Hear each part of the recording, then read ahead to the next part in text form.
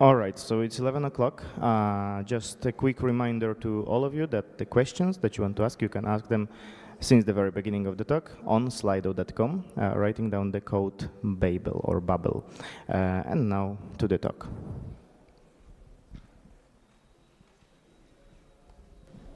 Testing. Okay. All right. Good evening. Good morning, everyone. So today I'll be talking about learning 3 languages at once: Chinese, Japanese, and Korean through 808 shared characters. But first, who am I? Oh. Okay. So I'm Xing. I'm a Singaporean Chinese. So that means I'm ethnically Chinese, but I was born in Singapore and lived there most of my life. I'm a Chinese philosophy student, and I grew up speaking Mandarin, but I listened to a few dialects in my life. So my father's mother tongue is actually Teochew, and my mother's mother tongue is Hokkien. But in the end, I never picked them up. I only speak Mandarin. And I'm not a polyglot because most of my languages are dead. I'd say my most fluent foreign language would be Latin. I did like a 6-month spoken Latin program, but very hard to practice, as you can imagine. And I'm interested in Korean and Japanese mainly because of my interests. So I'm kind of a weeb. I quite like to watch anime, and I also enjoy listening to Korean music. So I started a YouTube project, so 808CJK, because I wanted to create better learning materials for myself. I found that, so I would say my best language is English, and my Chinese is fluent, but not as good as a native speaker. And I found that English materials were not exactly working for me because I knew so much from learning Chinese or from knowing Mandarin.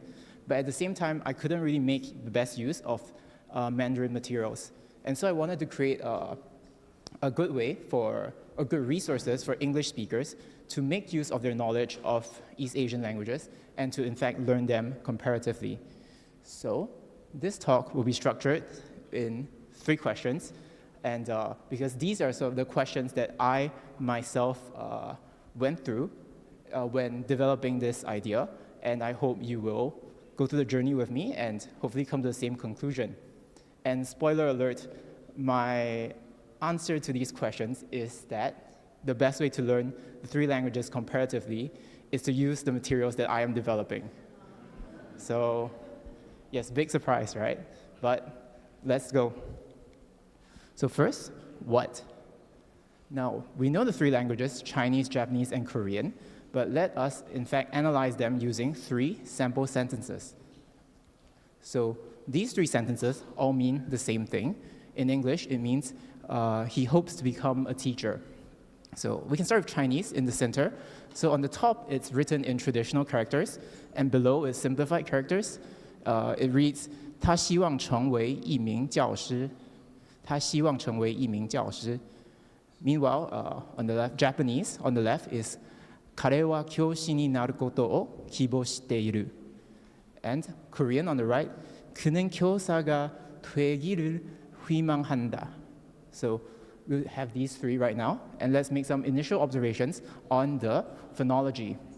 So Chinese, as many of you may know, is a tonal language.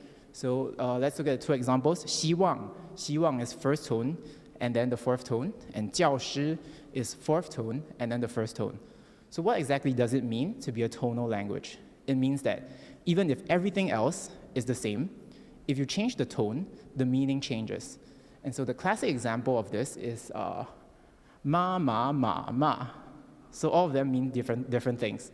So ma is mother, ma means numb, ma is a horse, and ma is to scold. So yeah, so it's a tonal language, and no need to worry about it because, well, you'll pick it up eventually if you're learning it. And for Japanese, it's a pitch-accented language. So what that means is that, take the example, 希望 in Chinese is 希望, 希望, so it's low, high, and then 教師, high, low, 教師. And the best way to see the difference, how pitch accent changes meaning, is through another classic example. So we have hashi, hashi. Hashi is a bridge, hashi is chopsticks.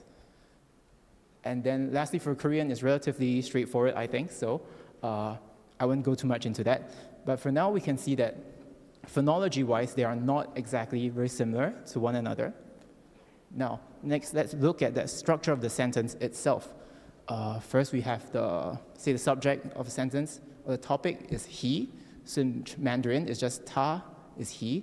Japanese karewa, so it's he with a topic particle. And Korean is kunin, so he with a topic particle as well. Then hopes, the main verb. So 希望 in Chinese, in Mandarin, is just hopes. For Japanese, kibo shiteiru is conjugated from kibo suru, so now it becomes a present progressive form. And for Korean, hopes is from huimanghada becomes huimanghanda, so there's a formal known past. So no need to get worried about the details. It's just we're just observing the differences between the languages. Next, have to become. So for Chinese, it's chengwei. It just means become. And you might notice that, in fact, the two versions, above and below, look different because they use different characters. So one is traditional, one is simplified. For Japanese, there's I would say something like becoming with an object particle, like narukoto o. So koto makes it almost like a noun, right? And similarly, Korean is like twegiru, so it's a becoming and an object particle. And finally, teacher. So in Mandarin, it's 一名教师, so there's a counter 一名. 教师 is a teacher, and for Japanese, it's kyoshi ni, so teacher and the target particle, the ni. And for Korean, it's kyosaka. Kyosaka. So teacher and I believe is the subject particle here. So what do we observe from the grammar? We see that Japanese and Korean have pretty similar structures, and by nature they're both agglutinative languages. So that means they're both languages that use particles, and they have a conjugated verb at the end of the sentence. Meanwhile, Chinese is quite straightforward. It's no conjugations, and the conclusion is they're kind of similar. There's something we can leverage to learn them or learn them together. And now I think we can have a better understanding of Chinese, Japanese, and Korean as a group if we compare them to a group you may be more familiar with, which would be the Romance languages. So I have taken this list off of Wikipedia. It's just a bunch of Romance languages. So it has the more popular ones like Spanish, French, Italian, Romanian, and so on. And they are all descendants of Latin. So that's why we have Roman and Romance, right? Because they're from Latin. And if we have a comparison between them, we see that the Romance languages, because they have the common ancestor of Latin, they have deep and extensive structural similarities that are reflected in their similar grammar. Meanwhile, for Chinese, Japanese, and Korean, they are classified in different language families, which means for Chinese, it's in the Sino-Tibetan group, Japanese, Japonic, and Korean, Koreanic. And this means it has structural differences. They have structural differences within them. And that's why we can have situations like this in the Romance languages where they're mutually intelligible, whereas in Chinese, Japanese, and Korean, this is not as common.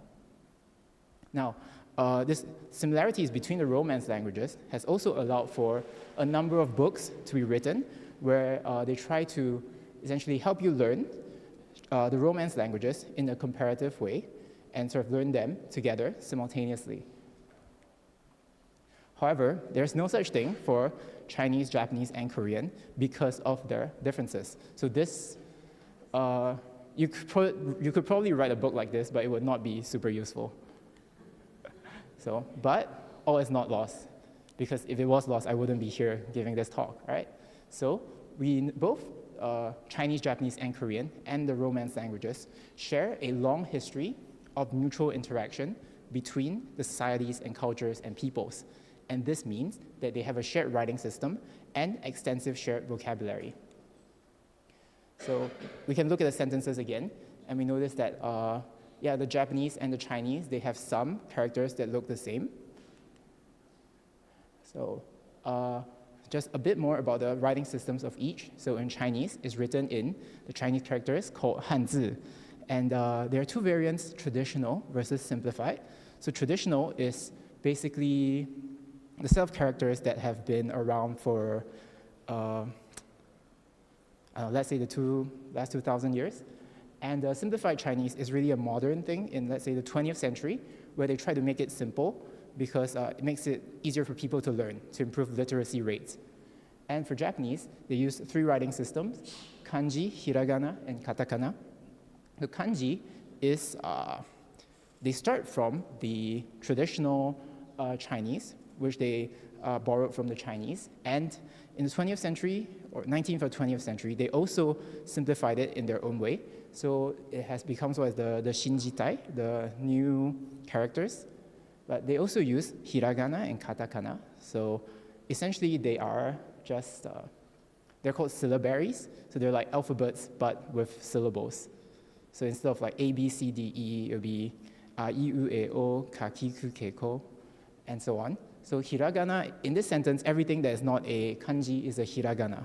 And katakana is essentially the same as hiragana, but used for foreign loan words.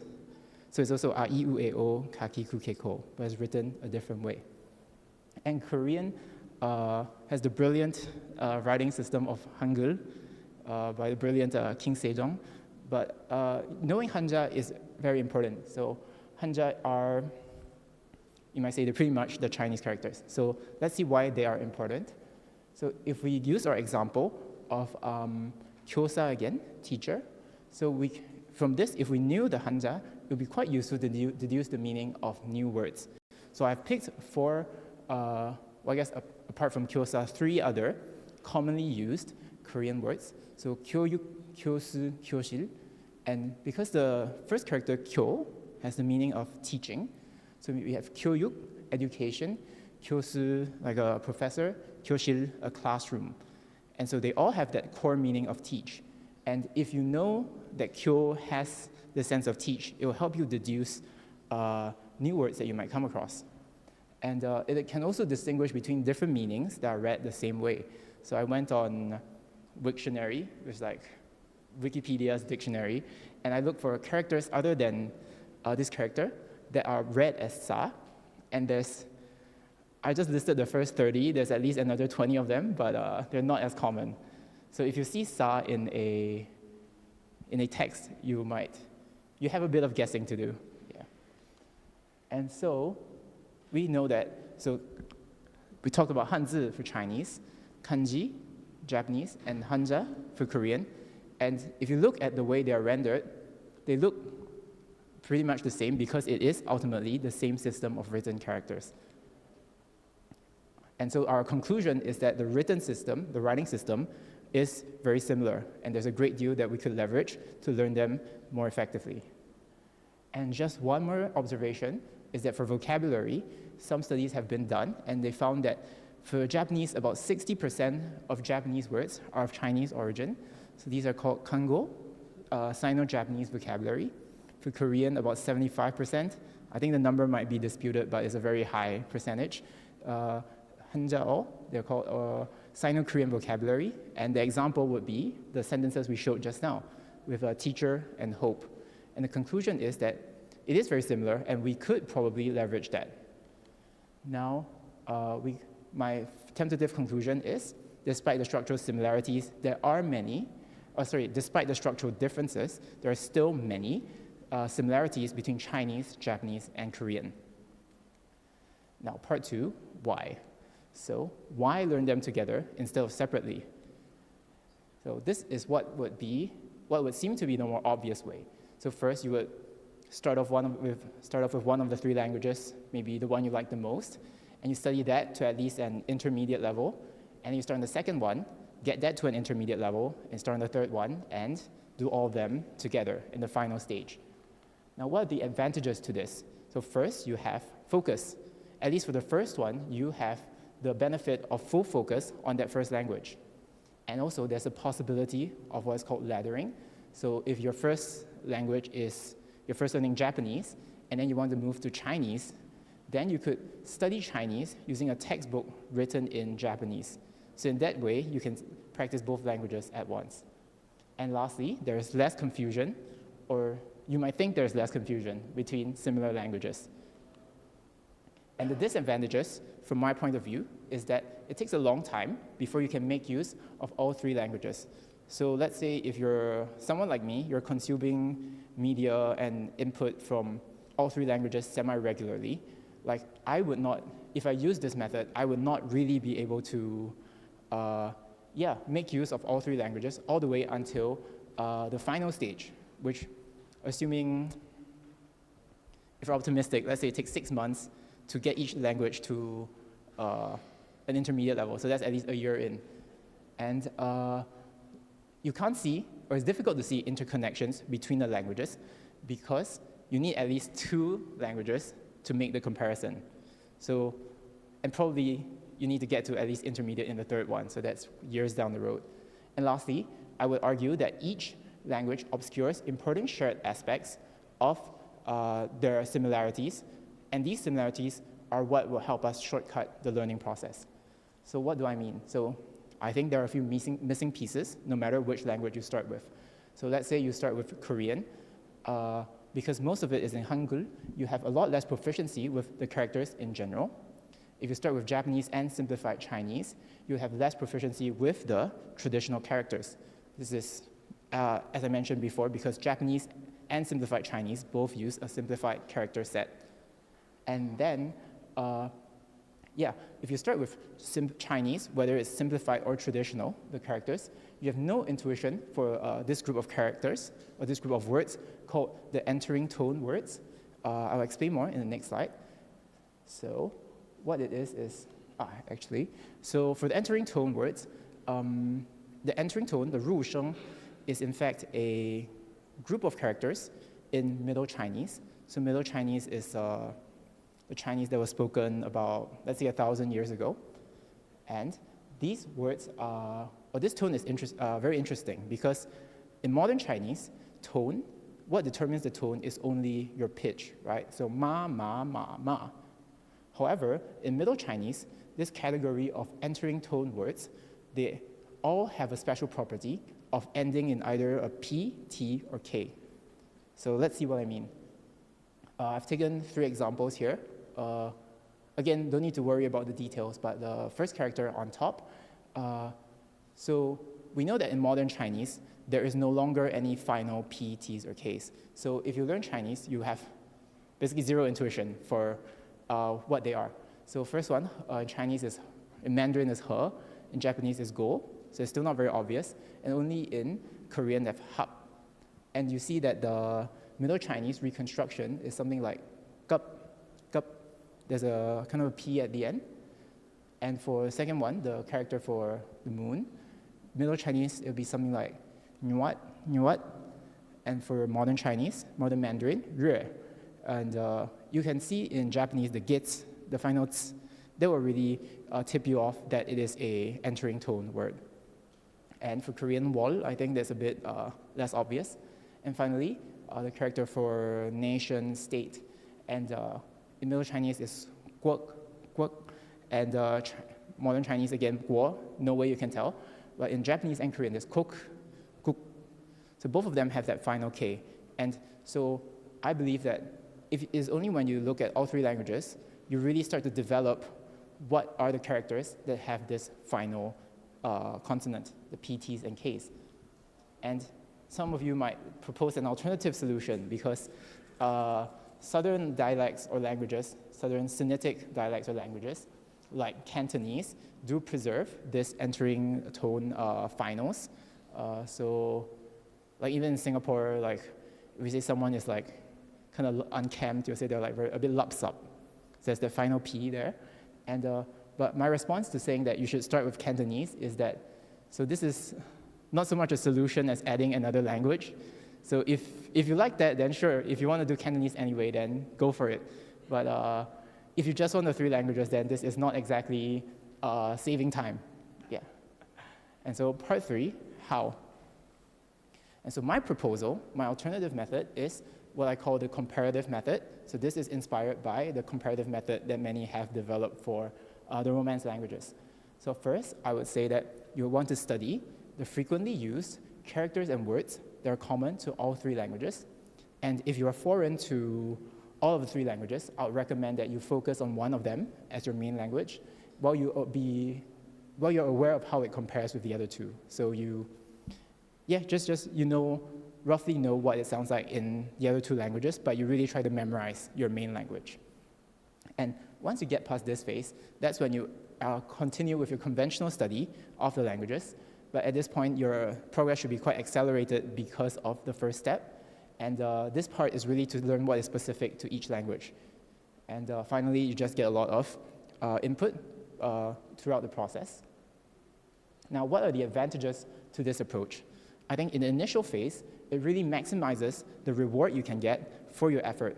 This is because, by definition, every character and word you learn in the first part appears frequently in all three languages. And so essentially, you are doing, learning three languages at once, right?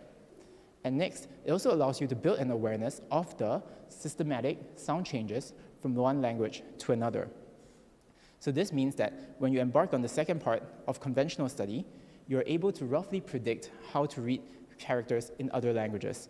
So if you know what it is in, let's say, Japanese, you can roughly predict what it might be in Chinese and Korean. And this is a skill. If you did it the conventional way, it will only come when you are, I would say, intermediate in the final language, which means it's completely useless.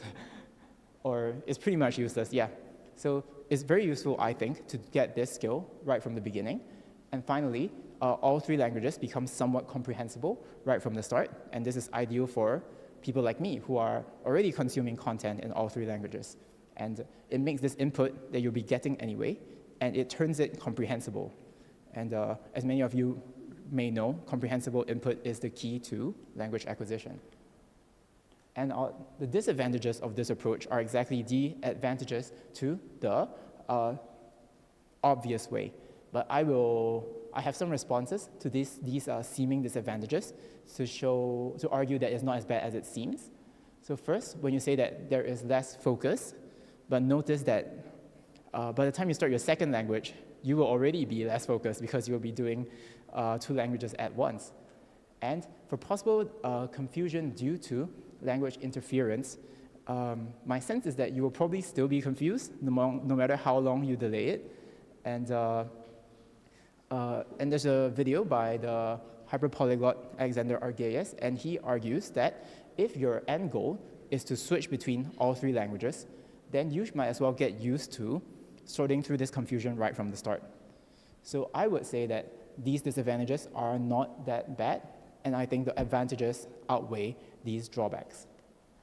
And now I will list some study resources that use this method, because I realize that if I just give you the theory but don't give you concrete steps to how to do it, you're not going to be able to do it, right? So first is this really interesting organization. It's called the Trilateral Cooperation Secretariat, and they organized a group of scholars to really look at the frequently used characters and words across Chinese, Japanese, and Korean. And they found 808 characters, so all of them are frequently used, and 658 words. And you can find this website, tcvd-asia.com. It is essentially an online dictionary of the 658 words. They also have more publications on their websites, which I will just briefly run through. So one is just a PDF, a small booklet with all the commonly shared characters. It doesn't go into too much detail. It just lists what they look like in each of the languages.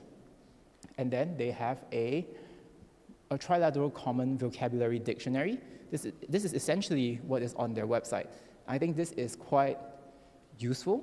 It tells you the reading, the pronunciation in each of the three languages. It tells you their meanings and where the meanings differ across languages, and it even gives you like a bunch of example sentences. But of course, the big drawback is that it's only available in Chinese, Japanese, and Korean. So in my opinion, the people who need it most are exactly the people who are not fluent in Chinese, Japanese, or Korean. So if you can read this, you probably don't need it.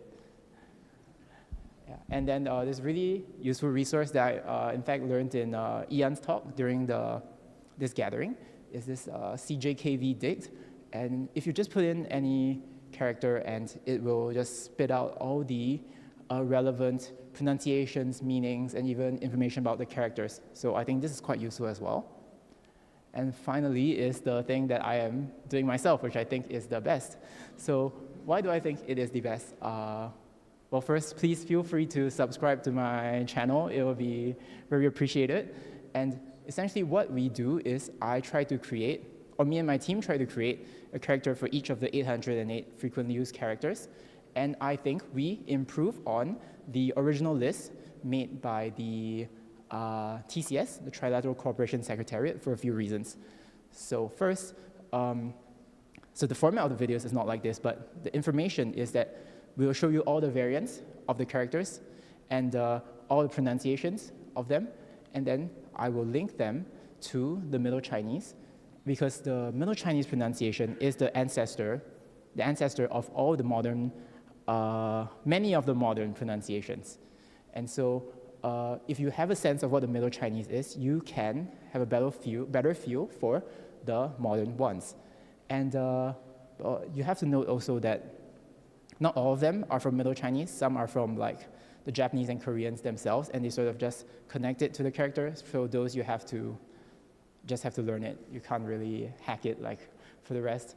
And one more innovation, I think, why my project is useful is because it really goes into the history of each character, and I think that will give quite a lot of information about how or why characters look as they do. So this is quite similar to Isaac's Remembering the Kanji, Remembering the Hanzi, if you know that series of books.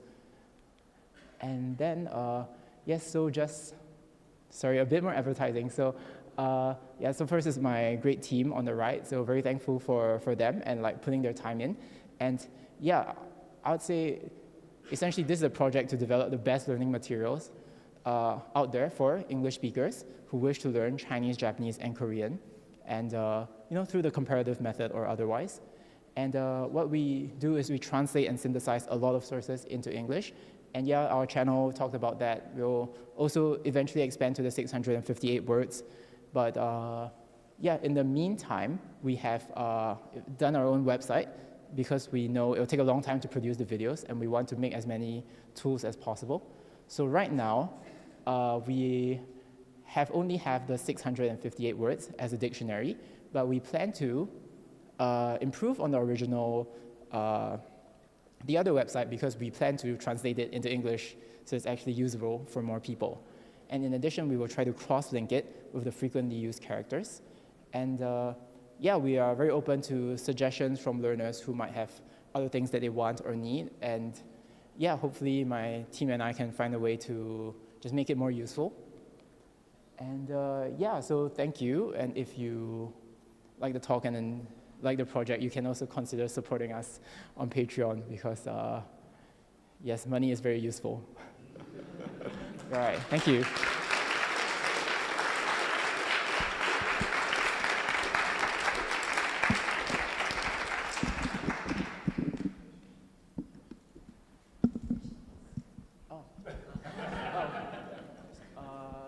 I guess I should start from the top, right?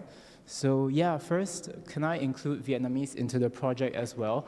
Yeah, so that's definitely in the works. We do have a Vietnamese team member, but she's been busy because she has some final exams. But yeah, I think we should be able to roll that out optimistically within next 2 or 3 months. And next one, if you're not familiar with the languages, it's not easy to realize that words are of the same origin. And if I have a pattern for that, I think for Japanese and Chinese, it'll be quite clear because they look pretty much the same. For Korean, it is a bit hard, but yeah, I mean, there are, if you just look it up on something like Wiktionary, it will pretty much show you the Hanja that it originated from. And so, yeah, and I think probably you could just look it up on CJKV Dict for now, one of the resources I shared. I believe if you just put in the Hangul, it should show the relevant Hanja and the equivalents in Chinese and Japanese. Yeah, and so for pattern, yeah, I think you sort of just have to look it up. So And I guess the first one, how do I see the declining use of Southern Chinese dialects in favor of the Speak Mandarin movement? Well, I'll just speak briefly about that.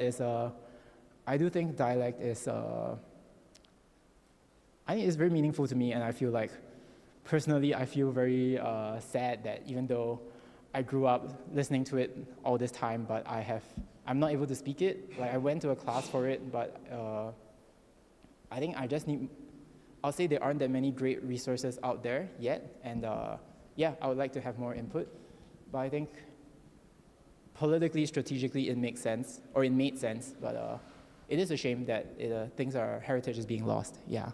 And next, would you recommend first to learn just how to speak and understand one of the language and how to write it in all three of them?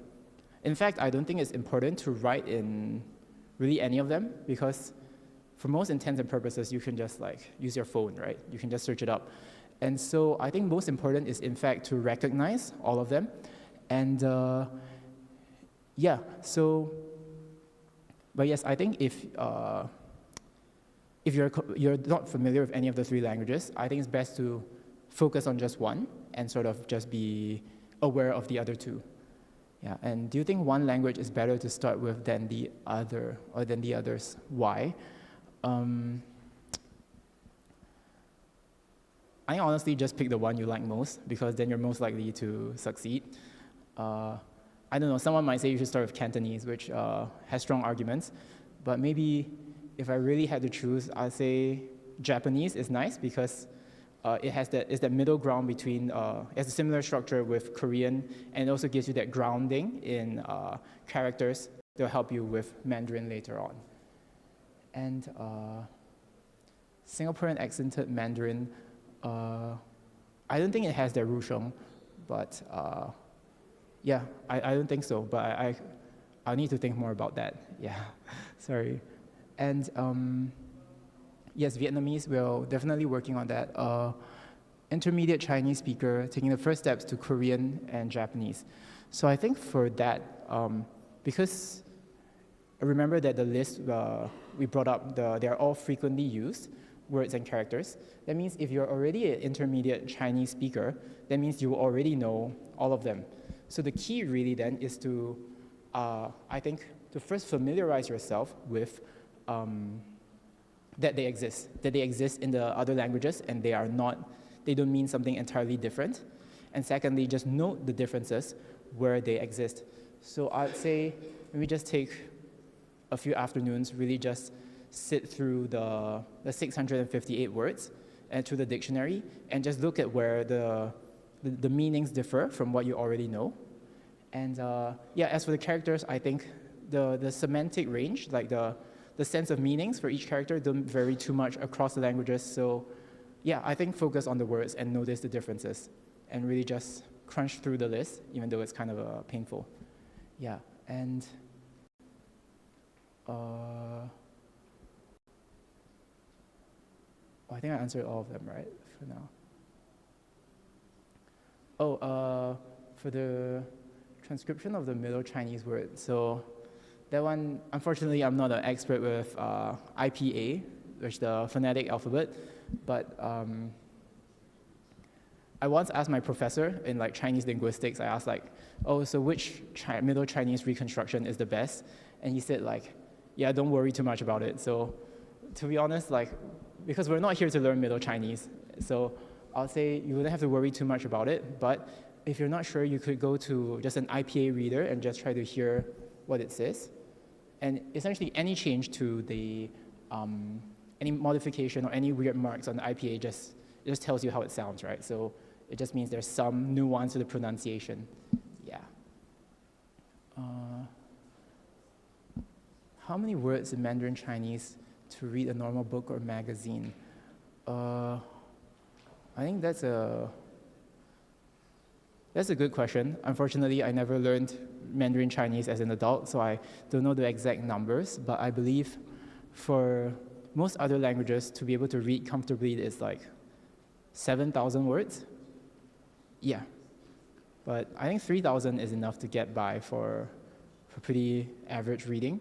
But yeah, reading, I would say, is really a step above a step above speaking because there are all these social cues and ways for people to rephrase themselves. So I think reading is quite demanding, and I believe written Mandarin is quite formal, and so that does take some getting used to.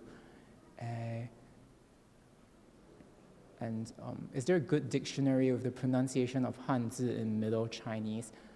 Usually in Middle Chinese, I'm not aware of that. Usually the resource I use for getting the Middle Chinese reconstruction is something called Handian or Zidic, ZDIC, and they have a specific page for like Yingyun Fangyan is a specific section, but it just has like various ways to pronounce it, and they don't have a recording though, so that's why I only have the IPA for that. Yeah, and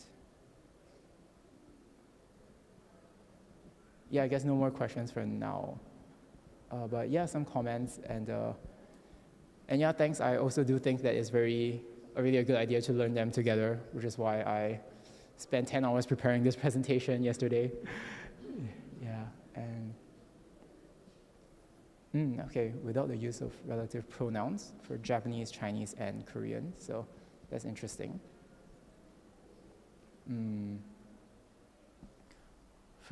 Why do we say Chinese instead of Mandarin, Cantonese?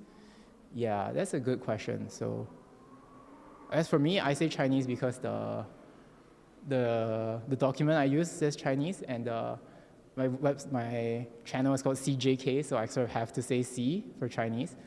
But yeah, I mean, there's definitely a political element to what is defined as the language of a people, right? So I'm sure there are a lot of complicated factors into that. But honestly, yes, others have talked about the Chinese dialects are more separate languages than dialects of a single language, such that like a northern dialect and a southern dialect are more linguistically distant than Spanish and Italian. Yeah. We suggest us copying on the characters to improve it. I think if you're very interested in learning how to write, then I think so. But I think it might be more helpful to first understand why it looks like the way it does. And I think Heisig is good for that. There's also a resource called, this company called Outlier Linguistics. They have some plugins for Pleco, which is a Chinese dictionary, and some Japanese dictionary. And if you buy that, they will actually add into the dictionary. And when you search up a word, they'll tell you why it looks the way it does. And I think really knowing why it looks like that helps you a lot in memorizing it, as opposed to just writing the strokes over and over. Yeah. Oh, and yeah, I'd love to meet Emmanuel Ternon. Yeah, someday. You can email me as well, 808cjk@gmail.com. That's for everyone if you'd like to reach out. Fluent in spoken Chinese and only then learn characters. I guess for me, I would say, well, it really depends on what you're learning the language for. If it's really for spoken purposes, then yes, I think, yeah, I mean, you should do the thing that you want to do the most, and you should practice for that. But I think the characters are very interesting because you can think of them as holding meaning in themselves, and the readings, the pronunciations are sort of just specific, like, instantiations of the meaning, just specific ways to read it out. So I think if you're interested in speaking, then please practice speaking. But if you would want to do them together, I think, yeah, actually, yeah. If you care about speaking, then speak. If you care about reading, then read. Yeah.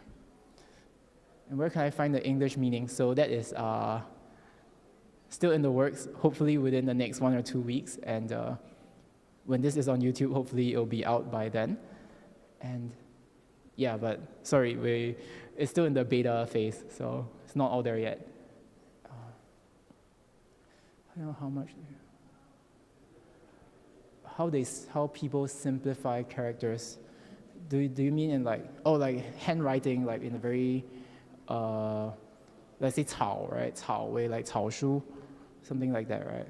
So sorry, I don't really know because I personally don't write much Mandarin. It's very painful for me. I much rather read it. But yeah, I think it's very interesting how they simplify it, and I find a great beauty in like the characters in themselves. So I think, yeah, I don't know. It just seems like an art in itself, the art of simplifying it. Yeah, and tips on learning extinct languages is, I'll say best way is to speak it. So yeah, there are a few programs around the world. So I do Latin, Classical Chinese, Ancient Greek, and Sanskrit. And I think all of them have spoken programs except for Classical Chinese. So yeah, you could always email me, and I'm happy to give you recommendations. And just interesting fact is that Classical Chinese was never a spoken language, like unlike Latin, right, where at least some people spoke it back in the day. So Classical Chinese, it was always a written language, even when it was first invented. And so, yeah, that's why I don't think anyone has really tried to speak it. I'm sure it'll be very difficult. Yeah. Can you write my email? Yes, is there a way for me to do that? But, right. But, oh yeah. Oh, sorry, it's not on my presentation, but it's just my channel at gmail.com. So it's 808cjk@gmail.com. Yeah.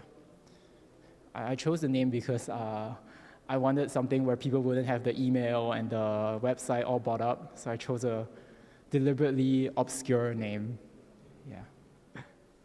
Okay. Oh, Sanskrit. Actually, fascinating connection between Sanskrit and Japanese is that for their syllabary, the hiragana and katakana for Japanese, there are some people who argue that it is influenced by Sanskrit. So because the order of the syllables a, I, U, A, O is similar to what is used in Sanskrit as well, and others think it's influenced by Tamil and through Buddhism. But Sanskrit is a very different family. It's Indo-European. So I would say it's actually more useful if you start with, let's say Latin and go to Sanskrit. I guess as a tip for learning ancient languages, I would say Latin is a good start, because then you can always go to ancient Greek and Sanskrit from there. And yes, that is my email. Yeah. And yes, the southern dialects, I really love them. Too bad I am terrible at them, but I will work on it. And yeah, and if you ever read Chinese poetry with southern dialects, it really takes on another character. So yeah, it's pretty fun. And one of the great Chinese poets of all time, Li Bai or Li Bo, he apparently spoke with a very strong southern accent, and it may have helped him write better poetry. So just a fun fact. Yeah.